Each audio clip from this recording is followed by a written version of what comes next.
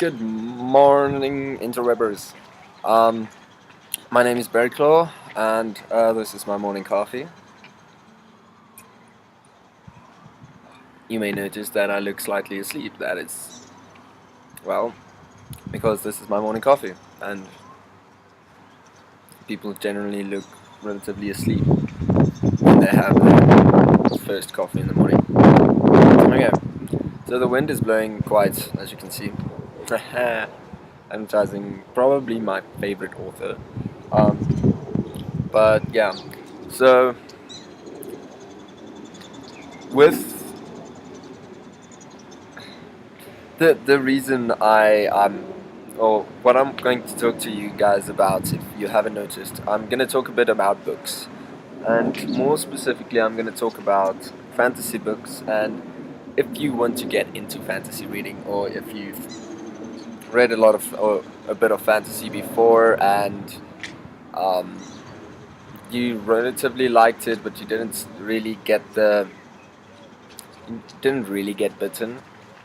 Um, I'm here to get you bitten by the fantasy bug. Um, so this is mainly for readers and people like that, people who love to read like I do. There's a specific word for those people that I just can't remember. And no, I'm not talking about bookworms and why is the sun coming out now. But anyways, so that can't be good for them, for the book. So anyways, um, I since I can basically remember, I've always been reading at least one book at some point in time.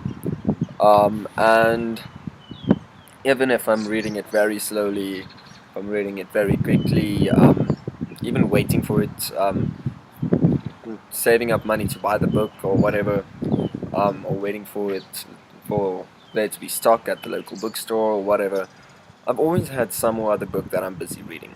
And 9.5 times out of 10, that will be a fantasy book. Which is mainly probably because of my brother. He read a lot of fantasy growing up. Um, and yeah, I like it's sort of like my music tastes. It comes down to my brother probably, because I mean he's 6 years older than I am, so I looked up to him quite a lot, and I watched him play Warcraft and Quake and apparently, according to him, Duke Nukem, I can't remember that. But Pokemon Blue, Red, Leaf Green, I don't know why I enjoyed watching him play RPGs. Nowadays, it's quite boring watching someone else play an RPG. Um, but yeah, so the book that I'm technically supposed to be reading in my brain is this bottom one, which is Rick Riordan's Magnus Chase, book 2, which is The Hammer of Thor, um, which I'll go into now. Then I started reading the Black Magician trilogy by Trudy Canavan while I'm still busy with this one, this is the second book of that. Let's see, it's wrong side. It's upside down. Um, then I For some or other odd reason, I started watching the Harry Potter movies again, and wow, the sun though. The Harry Potter movies again, watched them all in order about twice. No idea why. By the way, if you are a Potterhead, this is not they don't know about me or anything. But go check out Super Colin Brothers. They do a lot of myths and interesting conversations about Harry Potter and weird conspiracy theories and stuff like that. Um, but yeah, and so therefore I started reading Harry Potter, again, this is the first book. I'm busy with the third book at the moment,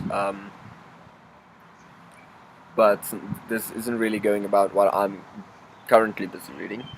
And then about 3 days ago, um, I went to my brother's house and we played a bit of Witches. It's a board game based on the Discworld universe that Terry Pratchett created. Um, if I'm not mistaken, it's Sir Terry Pratchett. Um, British, brilliant, um, the late great Sir Terry Pratchett, though. Brilliant British fantasy writer, in my opinion.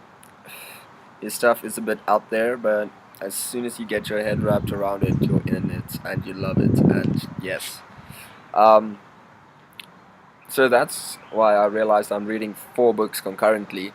Um, and so I thought about talking to you guys a bit about if you want to get a bit more into fantasy reading, or you've read,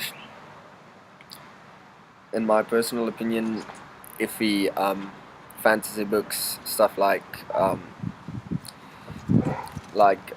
Twilight and so on, which honestly, in my my opinion, my personal, unprofessional, whatever opinion, the movies are actually better than the books, which is saying a lot.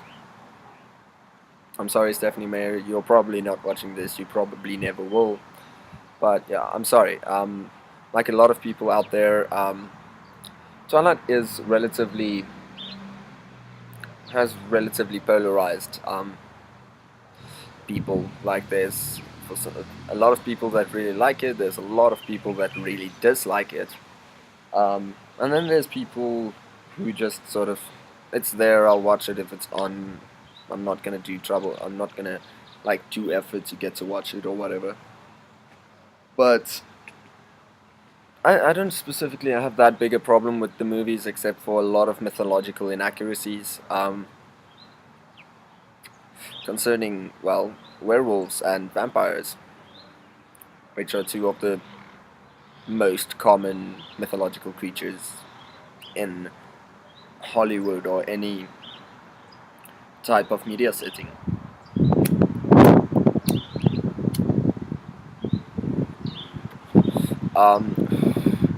But yeah, so you're 13, 14 years old, there we go, and you want to start reading fantasy. You're bored with the books that, if you're in South Africa, the books that the Department of Education, the Department of English and Afrikaans and whatever, you're bored with the books they give you because generally they're old classics that some or other old person thinks are great or should be great just because they're classics. That's essentially like me telling you every single AC/DC and Led Zeppelin song is necessary and you have to know it to be anything in the music industry. You have to love all of their stuff because everything has to be good because it's classic rock and it's one of the biggest names out there. No, no, I've read quite a few of the supposed classics. I haven't read To Kill a Mockingbird yet. Apparently that is actually good. From my friends that also do not enjoy the classics because it's, I don't know, in my opinion it's just dry and a bit dull. And in the way that we, like, I think I said in a previous video that I studied languages for 2 years. That actually turned out to be literature and not languages. That's why I stopped. Or one of the reasons why I stopped. And yeah, so I did do a few, like I did a bit of Mayor of Casterbridge. I read Mayor of Casterbridge. I read I can't remember the other books that I read. Such fun. But yeah, I read a few of the classics, like Hardy and those people. I can only think of Mayor of Casterbridge currently, which I don't even think is a Hardy novel. Is it a Hardy? Yeah, it is a Hardy. No, Tale of Two Cities is Hardy. I don't know. But we did a few of those classics and so on, and I still feel they're a bit dull, they're a bit boring, in my personal opinion. There's not enough that happens, and everything that happens relatively slowly, which I get. I can still have an appreciation for the literature that was made in that time. I just feel like these days there's so many options on books that you don't need to rely on books that were written more than 100 years ago to that supposedly are good, especially to capture younger audiences because we don't care about those things. We don't have a problem with like I'm gonna go Shakespeare here just because I don't specifically like Romeo and Juliet. I am actually quite a Shakespeare fan, um, but we didn't. As a young kid in school or something like that, you don't really have that problem where you like someone and your dad's like, no, you're not allowed to see him. Sometimes, yes, there are those people, but it's a bit few and far between, and it's usually not on the scale of stuff like Romeo and Juliet. And I mean, in some of the books we read, there was the guy falls in love with his niece and stuff like that. That's not problems that we deal with on a daily basis. In the UK, apparently they started doing Terry Pratchett novels in high school and so on, or Form B or whatever they call it. Um, Form C, I think it's Form C. But anyways, and finally in some provinces in South Africa, they've actually started doing Hunger Games, which I haven't specifically read. I got a bit bored with the movies though, which is interesting because it's very my type of thing. It's very, very much my type of thing. Um, Maybe it was the lack of magic or dragons or something of that sort. Um, but yeah. So, you are, give or take, 13, 14 years old. You want to start reading better books than your school is giving you. So, where do you go? Do you go Jane Austen? Personally, I would say no. You don't have the same problems that she writes about. You can go to your more sci-fi range. There's what 152 or something Star Wars books that you can go to. Um, you can do that. There's a lot of sci-fi out there that you can enjoy. It's weird to me. I do enjoy sci-fi movies and stuff like that, but I do not really enjoy reading sci-fi books, with the exception of Star Wars. Although even there, I get a bit. Yeah, but granted, I'm trying to read them in timeline order, and it's it's different authors and different writing styles in third person and first person and sort of second person, and it gets a bit complicated in my brain. Um, but yeah. So where do you start? You want to do You decided you wanted to do fantasy. Where do you start? I mean, everyone, yes. Everyone, this, that, cool. Everyone knows Harry Potter. Yes, I'm aware that this book is in Afrikaans. It wasn't my decision. I've read this book in Afrikaans though. Very interesting names.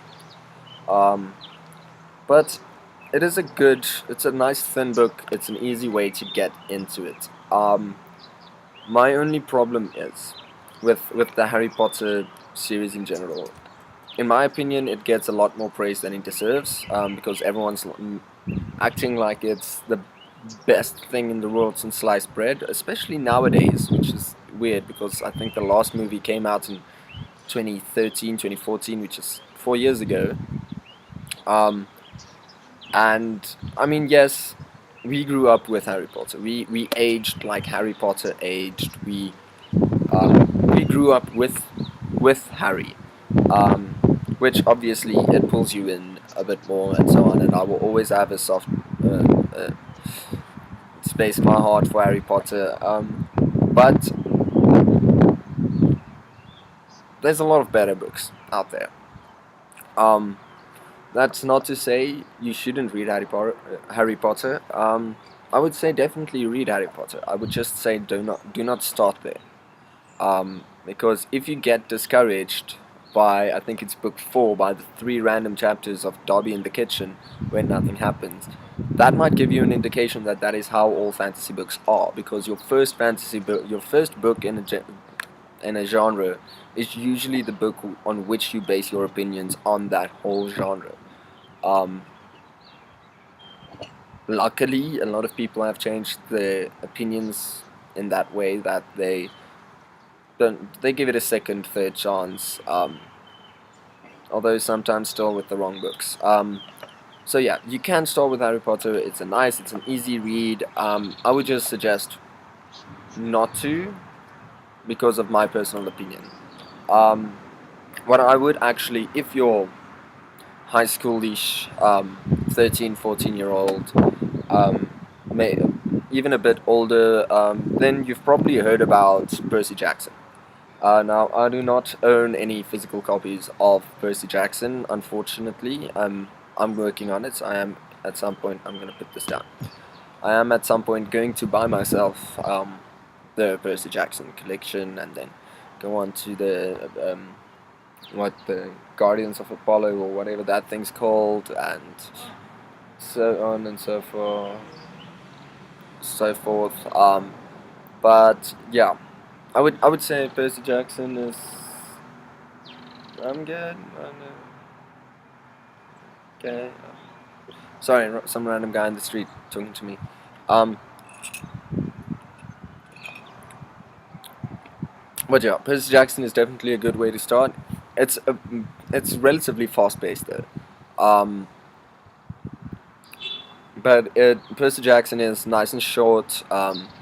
It's easy to follow, if even if it is a bit fast. Um, and it's a fun read. You can easily read the first book in a day or whatever. Well, I did, but let's not get there. Percy Jackson is by far not my first fantasy book. Um,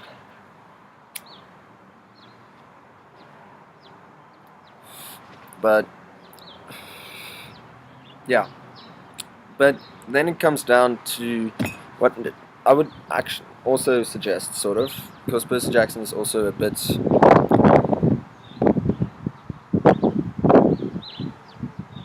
easy, if I can put it like that. Like it doesn't look like it, but he has it quite easy. Um, so what I would rather suggest you go with, I know it's a bit bigger because the first book is more or less the same size as this one. It's quite a volume. It has just under 500 pages apparently. I would have thought it's more, but this is, well, I wouldn't start here. This is the second book. But I would start with Rick Riordan, same author as Percy Jackson. I would start with Magnus Chase, personally. It is a bit longer. If you like a challenge, do it. It's very easy reading. It flows really nicely. World building is built into the dialogue and everything like that. If you don't know, world building is essentially where the author describes how the world in which the story plays off. And um, wow, so many concordators. But anyways, that's what world building is. World building is. Um, and yeah, it's a fun read. It's a good read, and it's a good story. Um, there's not a lot that I can fault on it. Magnus Chase, if you haven't noticed, because it says Hammer of Thor, and well, there's a picture of a huge ass wolf in the middle. Um, that is Fenris, by the way. Fenris Wolf, one of Loki's children. Um, but it follows Norse mythology, um, which is honestly, maybe that's why I like it so much. Is I'm really a fan of Norse mythology. Um, I wish I knew more about it. I just don't really get the amount of time I would like to fully go into Norse mythology and get to know it a bit better, and who is whose father and sister and mother and both, and yes, and how Heimdall got born from 9 different mothers and no father, and how Loki. Okay, no, that actually gets explained as to how Loki can be someone's dad and someone's mother. Um, yeah. But anyways, so I would really suggest that, especially if you like your mythologies, like Norse mythology is really something that I quite enjoy because I feel it's a bit more relatable than the very confusing Roman slash Greek mythologies, because it's sort of the same thing, but it's not, but it is just different names and slightly different stories, but it's I don't know. I've always found the Greek slash Roman mythology is relatively confusing and unnecessarily complicated. And then I'm talking about how Norse mythology is better, where you can get born from 9 mothers, or how a guy can give birth as a female, like he gives birth. I think, if I'm right, Loki gives birth to Sleipnir, which is a 8-legged horse. Um, because that makes so much more sense and is so much less convoluted, and the gods really just messed around. But I would say that's a great way to start. If you're a tad bit older, or you like things to be a bit relatable but completely unnormal, then I would suggest Terry Pratchett's Tiffany Aching series. Sorry, my screen.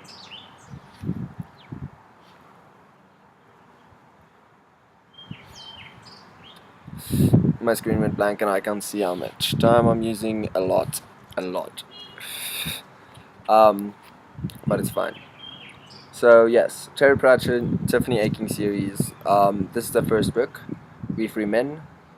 I was so proud of myself when I actually got the final book of this, which, as far as I can, if I remember correctly, it is Wintersmith. Is that right? Let's quickly. By the way, books Terry Pratchett has written. Books Terry Pratchett has written. You can't really see that. Like, that's almost a full 2 pages. This is just a short, different thing. Just an intro as to what these are. But books Terry Pratchett has written. Short intro to books Terry Pratchett has written. This whole page is also different books that Terry Pratchett has written, and more books that Terry Pratchett has written. And this book was released quite a while ago. Let's quickly have a gander. This book was released in 2010. That's 8 years ago. The whole of Discworld series is now 54, 54, 40, 40, 40 something. Either 40 something or 50 something or 60 something books. Yeah, Wintersmith is the last book. In when before, I think it was last year. It was the last book. I was very proud of myself. I owned a full series of books in the same series. I was so happy with myself. And then, post-mortem, Terry Pratchett released The Shepherd's Crown. Not The Shepherd, I think it's just Shepherd's Crown. Which is then the final book of the Tiffany Aching series, which falls under Witches under Discworld. And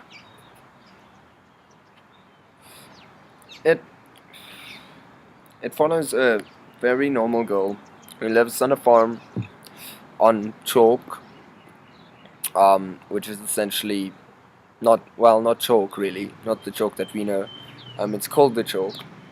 but it's not really chalk. It's millions and millions of like bones and stuff that have been mostly, if I remember correctly, it's been a while since I've read them. Um, fish, fish bones and stuff like that, that has been compressed and all of that to form the crust of the Earth on that specific, well, of the Discworld, um, on that specific place. Quite interesting concept, but Discworld also is also based on one of the oldest world mythologies. With world mythologies is not the same as like Norse and Roman and Greek and all of that. World mythologies is essentially how the world works. So when I think it was in the early 1400s and before that, um, everyone thought the Earth is flat. Now, one of the theories as to what the world is and how it works and all of that was, and it's one of the oldest and one of the most documented, um, because obviously we know now it's not true. So documented is definitely, but it was a theory. It was one of the main theories of one of the main world theories of how the world is put together, how the Earth is put together, and all of that. And that is essentially the Earth is a disk. Any flat worlders, um, or flat earthers, or whatever you want to call yourself. The Earth is a disk. Is there a picture of it in one of these books? No. No, there's not. No. Anyways, so the Earth is a flat disk on top of four elephants, who are on top of a giant sea turtle. Sex is unknown, even though they've tried many, many times to find out what the sex is. But in case you've ever been up close and personal with a turtle or a tortoise or whatever, it's not very easy to tell if it's a male or a female. In any case, now try going down from the world to a place where you physically can't live, all the way down past four giant elephants. By the way, they're standing um, like this, not on top of each other. I don't know why I needed to clarify that, but hey, people get weird ideas sometimes. Um, and yeah, so they tried to do that. They took a rope, went down, tried to see. I think the rope snapped, or the rope was connected to some or other stupid error happened, and they all died. Um, this is just one of the times they tried to see what the sex of Artuine is. Artuine is the big sea turtle that is carrying the four elephants who are carrying the Discworld, which is just the flat Earth. So there you go, flat earthers. Books that are based on whatever the stupid things are you believe in. I'm sorry. I might be a relatively religious man, but facts are facts, people. Um, but yeah, if you're a bit older or feeling a bit more adventurous, well, first off, I would really suggest this book. This book is what really, really, really got me into fantasy, especially more hardcore fantasy, more high fantasy, good fantasy, um, and interesting concepts and a lot of imagery, a lot of things that are so much different from what we are. Definitely a good book. It's still relatively thin. It's and well, this is technically written for young adults, so or young readers actually is what it says here. I think, yeah, young readers. You can find it in the young adult fantasy aisle in any bookstore, probably anywhere in the world, give or take. But yeah, if you're feeling a bit more adventurous, then I would suggest reading this book twice. This is the first book in the Discworld series, timeline-wise. Um, Color of Magic, because it seems the sun is giving a bit too much, uh, a bit, yeah, too much light off the white table. But no, you can actually see it. Well, now you can definitely see it. The sun is going away. Um, but yeah, this is the first book, and yes, that is a chest that has a million tiny feet. Um, but yeah, this is a brilliant book, even though it's very confusing. It's very, very, very.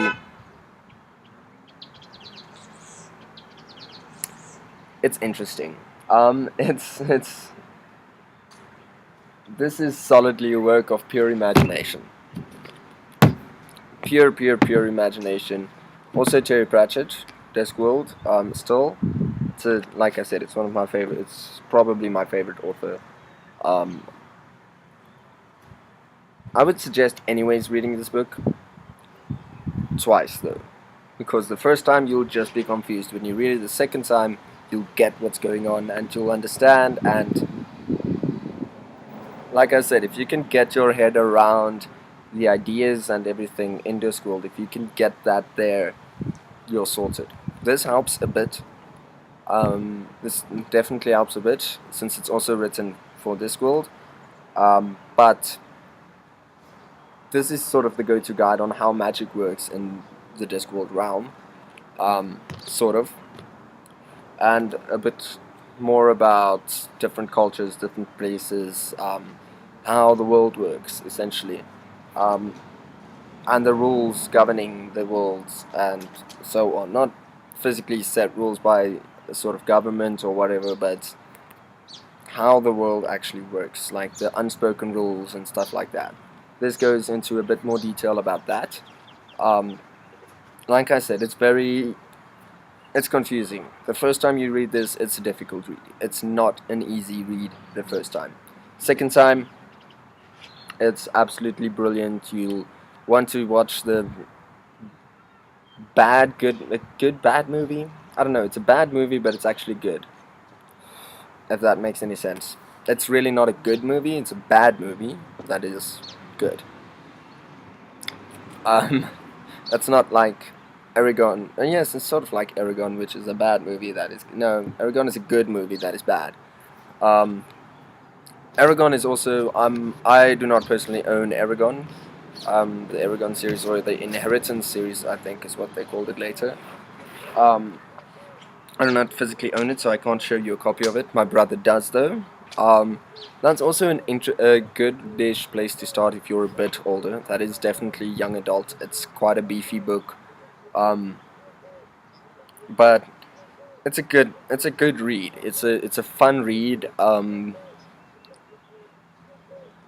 haven't read it in quite a while, but it's a good way to start. It's a good place to start. I tried with it, but I failed the first few times, because of several different reasons. Whatever, I was a bit more interested in Discworld and well, what I'm coming to next. This is I should have actually put the dust cover on. This is Book 2, The Novice by Trudy Canavan. I really enjoy the way that she writes, though. She writes in her writing style is very... It's easy to read, but without just going through the book in one afternoon. I would put it down here, but there's nothing on it. It's just a green book. There's no real... Well, there's the nice little logo of the novice and everything. Now this is, like I said, the second book. This one is quite beefy, but obviously this is a hardcover. It's relatively large print, as you can see, but brilliant series. This is the Black Magician trilogy. Well, that's book 2 of the Black Magician trilogy, which essentially follows Samia, and I'm not going to give anything away storyline wise, because that all gets explained more or less in the first chapter. of the first book, which is The Magician's Guild. It's, I would guess, around about half the size of The Novice, maybe a bit less, but it's a lot smaller. It's a lot. There's a lot less rules and stuff that you need to get your head around because magic only really starts getting fully explained in The Novice. Um, but it's what I really enjoy about these books, about this trilogy in particular, is you can literally, if they were all written as one book, you could have followed it easily. There's not really a space where you lose the characters for a month or whatever. That which has always bothered me in Harry Potter. Like,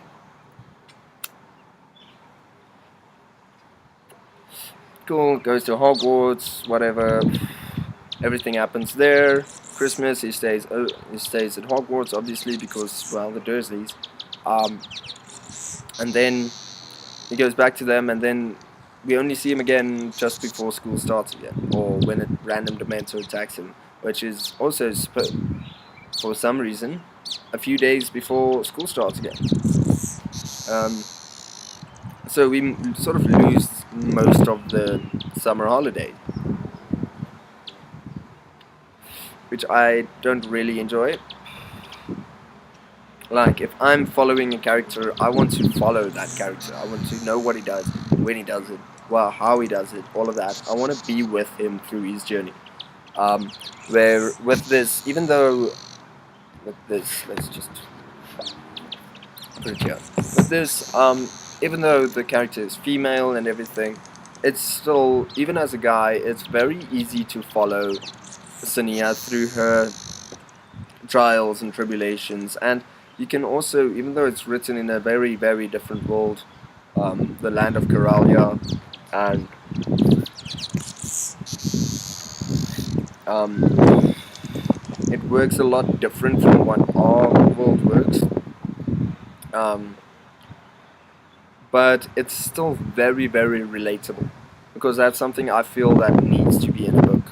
It either needs to be completely unrelatable, meaning everything is weird, everything is completely different, or it needs to be completely different, which I do enjoy that as well, because that's a solid escape, like solid fracture between reality and fantasy, which I do enjoy, um, especially when I'm going through a relatively tough time, at work or at home or whatever.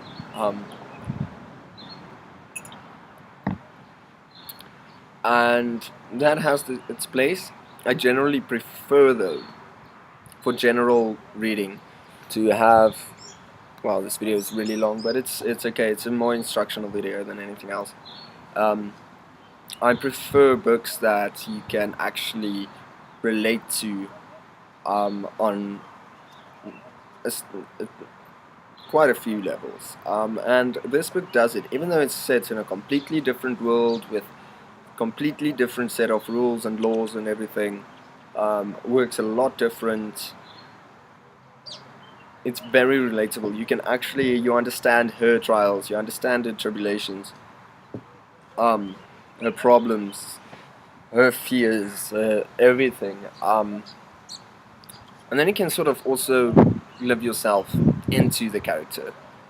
This is written in what I like to call, um, sort of second person.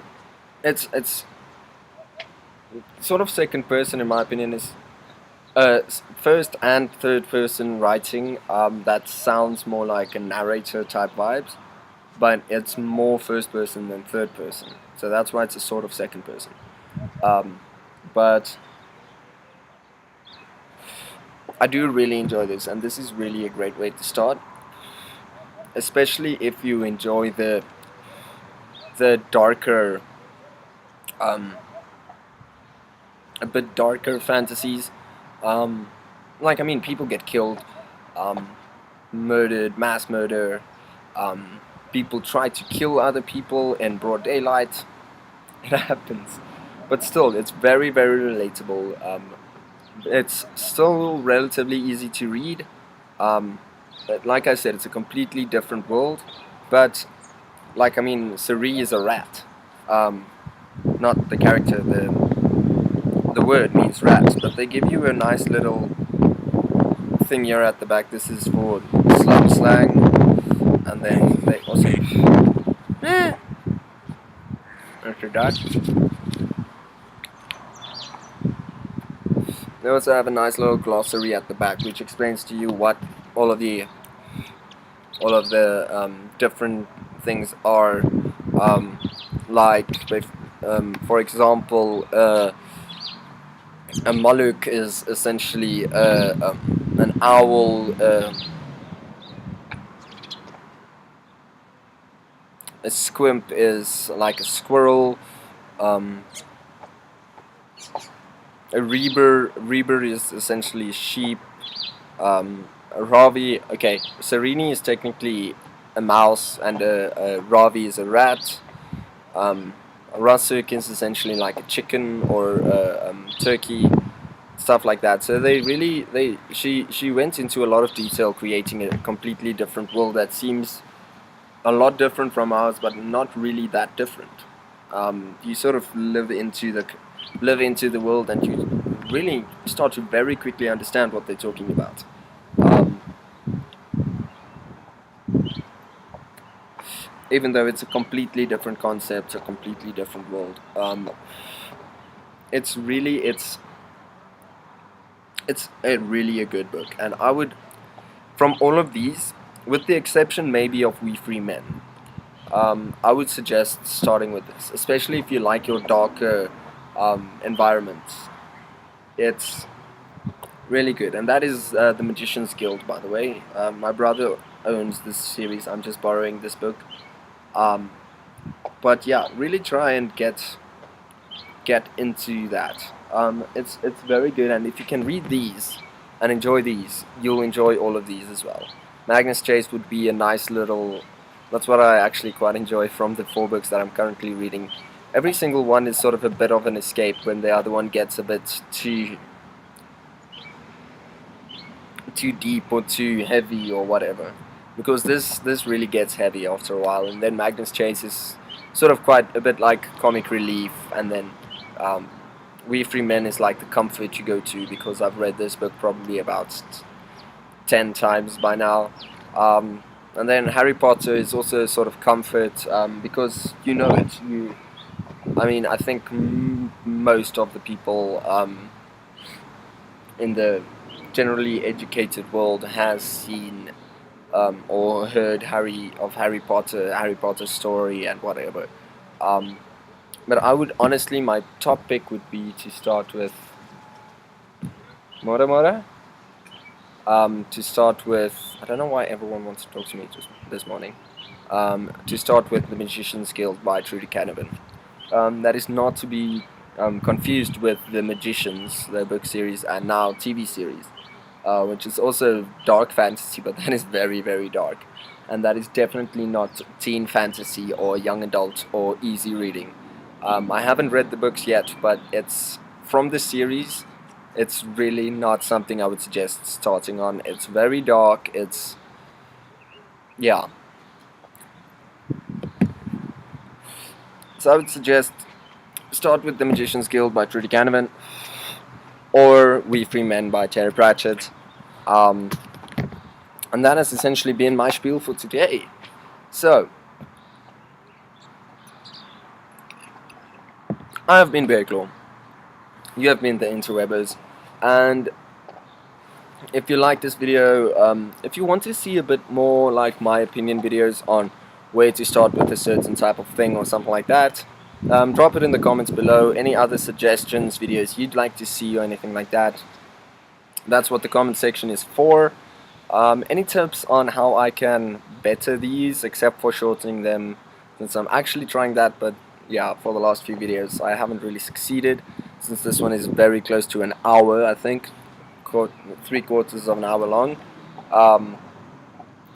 But yeah, so if you have any suggestions on that, post editing that I can include, please let me know. in the comment section below. If you like these videos, please like. Just general comments of saying you enjoy them would also be great for my personal self-esteem. And yeah, share it with your friends if you think they'll enjoy it. Share it with them if you think they won't. Share it with them if they like to make fun of people. Make a video about that, it's fine. Send me a link in the comment section. I feel that's the most I've ever said comment section in my life. But yeah, I've been Bearclaw, you have been the Interwebbers, and this has been Bearclaw's Morning Coffee.